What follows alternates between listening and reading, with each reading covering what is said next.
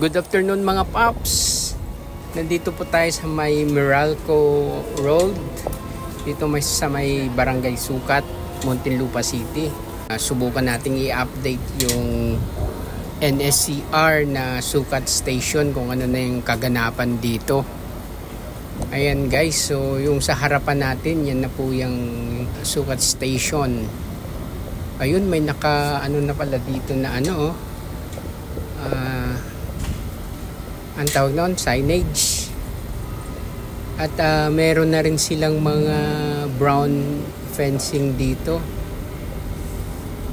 Yan, so totally goodbye na talaga guys yung lumang NECR natin, yung PNR. At after 5 years, hopefully bago na yung ating masasakyan na train dito. Alright. So ayan guys, kitang-kita nyo sa bandang kaliwa ang brown fencing nila. So ayan, dadaanan natin yung ano, magko-cross tayo dun sa Riles. So ayan na guys. Ayan, kitang-kita po natin may fencing na rin sila dun sa kabila, at may mga scaffolding na rin nakatambak dito. At may naka-warning na sila na bawal pumasok doon sa construction site.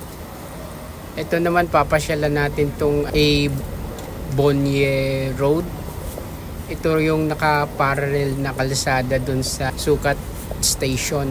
So, most probably guys, isa sa mga mabiyayaan tong lugar na to dito pag nag-open yung Sukat Station, at napaka-accessible na lang sa kanila. At hopefully magkaroon sila ng ano, ayos nila yung ano, kasi sobrang sigip dito pag dumaan. At hopefully din pag nabuksan yung ano, bagong highway doon sa may Laguna de Bay, ay mabawasan na rin yung mga sasakyan dumadaan dito. Alright. Ayan, pasyalan naman natin guys yung sa may Pusadas, papuntang Pusadas Village. Itong bakanting lupa dito, sa kanila din pala to, sa Pusadas Realty. So hopefully pag magtuloy-tuloy na yung pagbukas ng Sukat Station dito, at ma-develop na rin nila yung kanilang lupa dito. Pero kung mapapansin nyo guys, sa may bandang Sukat, yung part ng Paranaque, marami na ring mga bagong nagtayo ang mga condominium doon. So hopefully susunod na tong lugar ng ano, Pusadas na property. Ayan.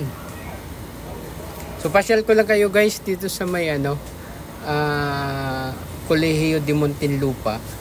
Napakalapit lang din ito sa may Sukat ano, station. So isa sa mga mabibigyan ng ano to, ng mabiyayaan din, lalo na yung mga mag-aaral natin na dito sa Muntinlupa, at yung mga sa ibang bayan din na gusto mag-aaral dito sa Colegio de Muntinlupa.